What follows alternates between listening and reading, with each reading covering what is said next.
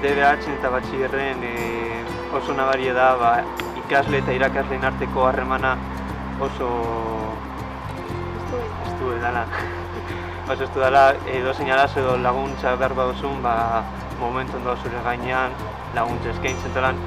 Eta gero bere nioin seletida erako preparetan nau, eta horrek laguntza asko eskaintzen dozkue, asko dakire, asko erakusten dozkue, eta azkenan eurei esker lan egiten da errezagoa eta ez da zailtasuna aski handirik edukiten.